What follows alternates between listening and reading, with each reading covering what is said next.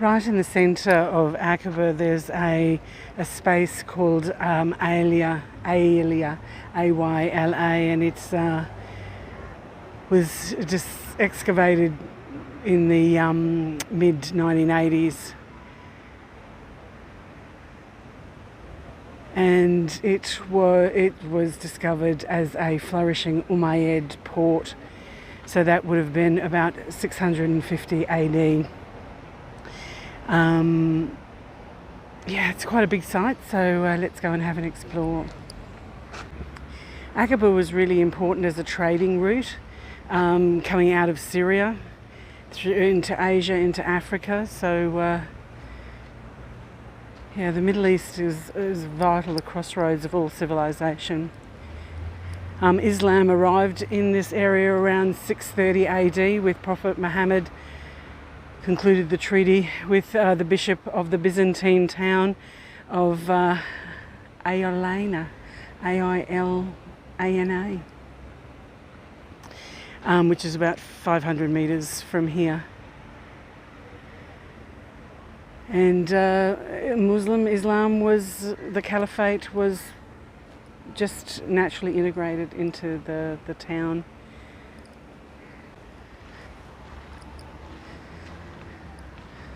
The footprints of these buildings are wonderfully intact.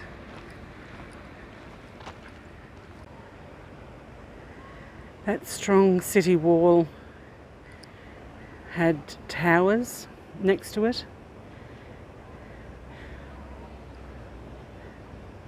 The walls were narrow on the inside to allow houses or bats, B-A-Y-T, bats, of mud and stone construction. On this guard tower, we've got these little niches, and it's interesting how the rocks of different sizes are shaped to allow the curve of the rock there, curve of the wall, and those lintels over the top of those. Potentially there could have been arrow slits or something like that, or ventilation. Those lintels are quite large stones. These two guard towers here are quite close together, and between them there is a narrow opening which is called the Egyptian Gate. And as you move up through that first arch,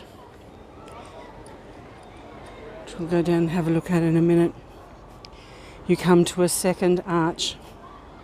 And when this was excavated, there was burnt remains, burnt stone here. So they thought it collapsed during an earthquake in 1100. So as you were approaching Ayla from the north, we know this is the north facing this way, because over here is the Gulf of Aqaba, and that would be the trading port. People will be coming that way. So let's go through the Egyptian Gate. Imagine how terrifying this would be because people wouldn't travel very often, and you're coming to this imposing building. Coming through the gate. Small areas that would have been storage areas.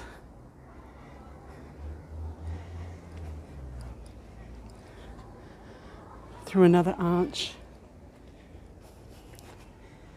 walking down the main street.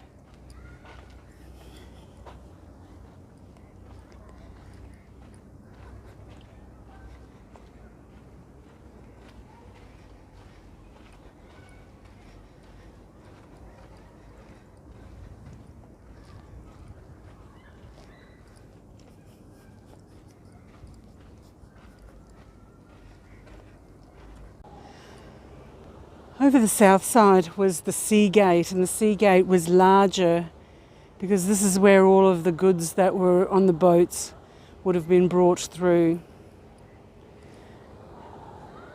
Let's go down and have a look at the sea gate and see all the different walls on this construction here. something quite circular there. I'm have a look in the second close, see if it's a well.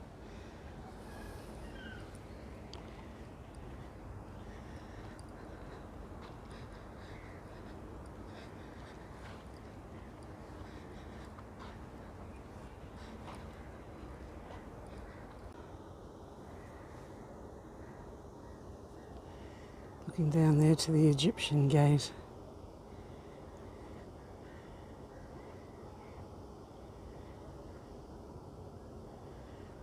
From the end at the sea gate, past all the little shops. Just walking around this group of walls near the sea gate. And yes, this well is now a rubbish pit, but you can see how it would have been really important. The port is just beyond that petrol refinery over there. During excavations into the ocean there, they found piers, so where the port ships unloaded and brought their goods into the city. Now it's part of the Royal Jordanian Yacht Club and a private bit. Just walking back out through the site, so out through the Egyptian gate into the smaller gate, past the little rooms, and that'll be heading north if I kept going that way. So as I'm walking around this site, you're walking quite high, so you're still on soil that is covering other parts of the site.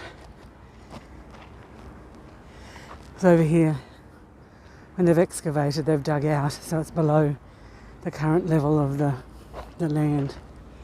So amazing what I could be walking on right now. The last part of the site you can see is the Congregational Mosque.